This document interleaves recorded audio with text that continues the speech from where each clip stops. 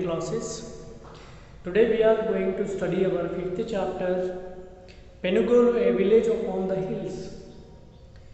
Penugolu, a village which is located on the hills, is the chapter which we study about a village. If suppose the village is located on a hilly region, what facilities could be available to that village, what facilities are availing to that village, and what the villagers will depend on, what aspects the villagers lives will continue.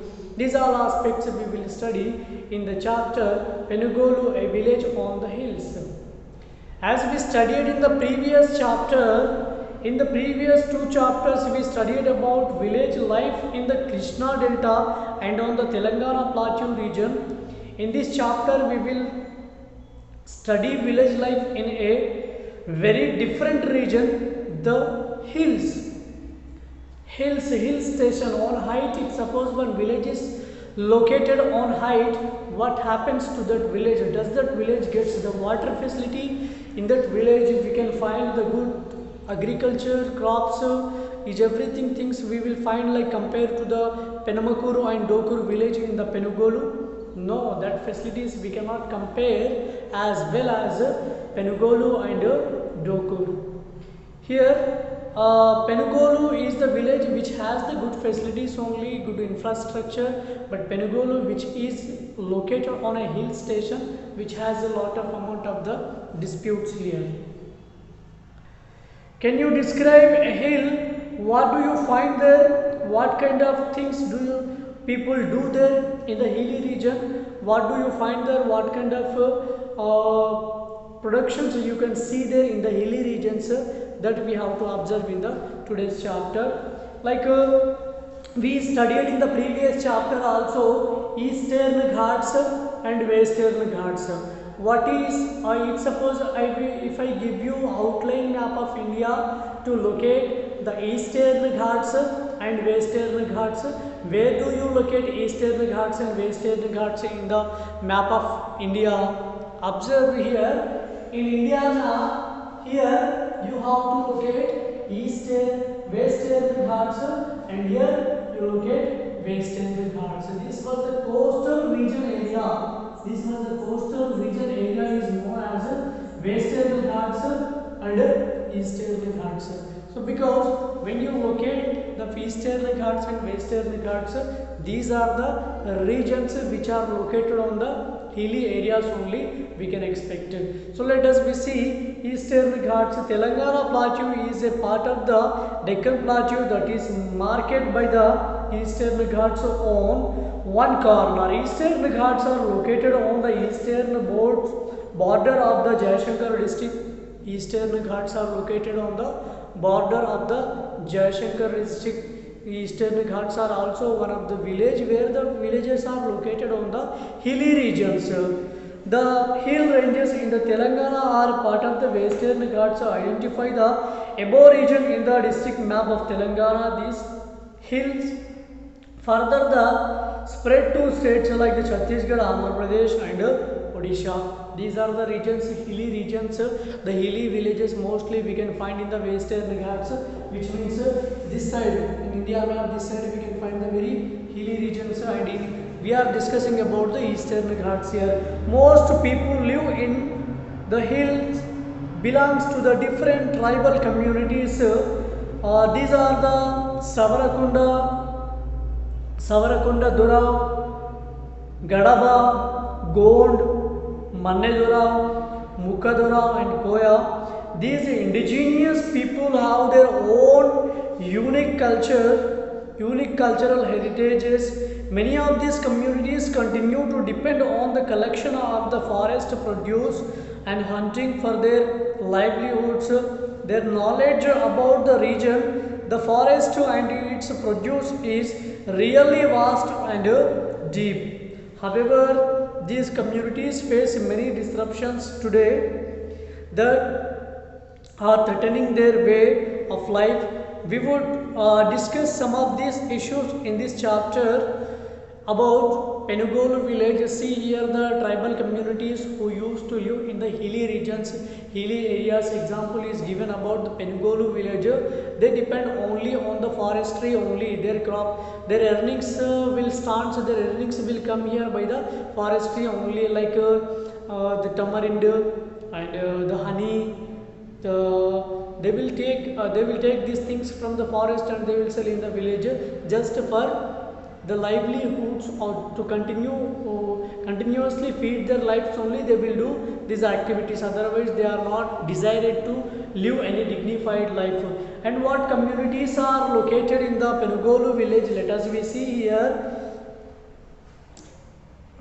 Penugolu village in Vazidu Mandal lies on hills that are on the banks of the river Ganga. See map 1 here, which map 1 is given surrounding of the river Ganga. Here the districts which are located, the banks on the bank shore of the Vazidu Mandal lies on the hills that are on the banks of the river Godavari. See map 1, the communities that live here are Koyas. Koyas means, what is the meaning of Koya? Koya means a good person who is living on a hilly region. A good person living on the hills. The good person who is living on a hill region, on the hilly areas. A good person who is living on hill is called Koyas. Reminder that may ask as the 1 mark question. What is the meaning of Koya? Who are called Koyas? Koya means, what is the meaning of Koya means? If I ask you question, Koya means a good person who is living on hill. They speak Koya language and this community is spread out on the hills up to the adjoining states surrounding them, such as the Odisha, Chhattisgarh and Andhra Pradesh. At the same time, many Koyas have migrated away from the hills and now live in the Adilabad, Karimnagar, Warangal, and some parts of the East Godavari. They do not any more speak Koya language but have adopted Telugu language. The Koya people, the Koya communities who are used to live in the hilly regions, so they migrated to Adilabad, Mahbubnagar, Warangal, and some are living near the bank shores of the Godavari river. And also they used to speak basically Koya language, but now they adopted Telugu language. This village is surrounded by hills, which means in bracket given Guttalu Telugu word, that have names like the Karregutta or Nallagutta, Chhattisgarh in the north, Venkamamidi Gutta in the south, and Kallukuntala Gutta in the east, and the Chinna Kummari Lanka, Pedda Kummari Lanka in the west. To locate these hills on the map above, which means these are the districts are located in which direction, so you have to locate in a map. Vazid is suitable on the confluence on the stream and Nallam Devi Vagu from the Nallagutta that flows down from the north and joins the Godavari from the Vazidu, or reached the Gummadi Doddi village, which is located at the foot of the hills. A path from this village led us up the hills. The path was very steep, narrow and slippery. We also saw the famous Bogata waterfalls near the Chikupalli on the way. As we climbed the hills, we saw the thick forests and occasional big patches of the cleared land.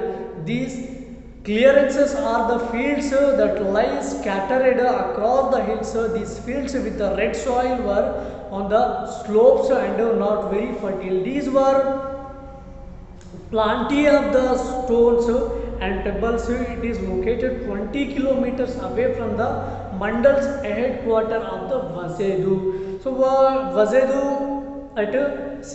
Vazedu is one of the mandal. From the Vazedu mandal further away of the 20 kilometers there is a Penugolu village is located.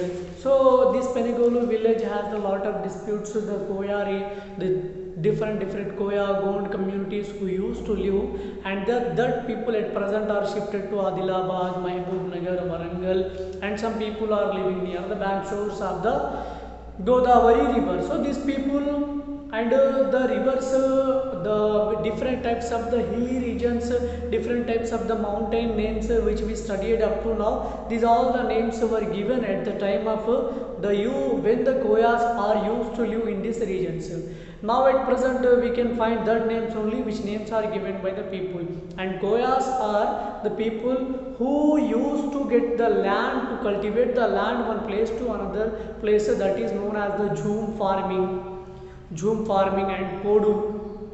Podu also one of the important thing where they will use to cultivate. Podu Koyas grow the crops using a distinct techniques called the Podu. What is the meaning of Podu? Podu means nothing but here the Koyas who use the different types of the techniques to produce the good crops, that is called Podu. Podu is a traditional practice of farming in the hilly region. This is called the shifting agriculture of the Jhum cultivation. It is also practiced by the tribes like Kunda Reddy. This practice of the shifting cultivation is also done in the states like Andhra Pradesh, Chhattisgarh, Arunachal Pradesh, etc. So this was the cultivation which is in the different activities which was used by the Koya communities. Each village has a specified area of hill that they can use for the farming. Within this area, people clear a patch of the forest and burn it. Then they grow crops on these fields for a few years. After that, they leave the patch of the land and allow the forest to grow again. Meanwhile, they move to the another site in the area where they clear another patch forest land to grow the crops for a few years. This way their farm keeps shifting every few years and they return to the plots after many years. In the hills it stops raining around November. The Koyas then use their axes to clear the patches of the forests. In the month of the December, they allow the logs of the wood to lie and dry on the fields for a few months. These are then the burned in the April or May, just before it rains. When the rainy season starts, the ground is covered with the ashes. With the arrival of rain in June, people and dribble seeds with the help of the digging sticks.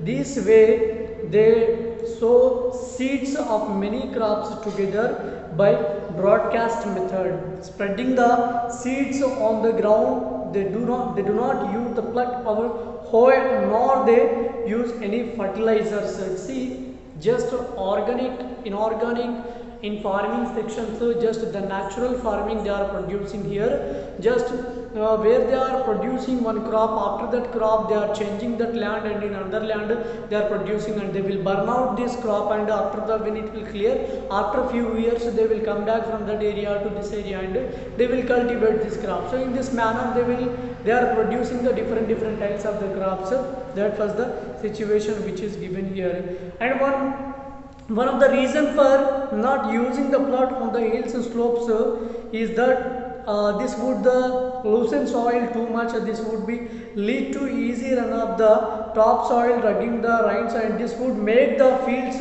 infertile. In this, it is the topsoil that is most fertile of the field. Farmers want the ashes and dead leaves to remain on the land and not get washed away. The main crops of the area are jowar, maize, tubers, millets, and samalu. These are the names are given beside in Telugu also.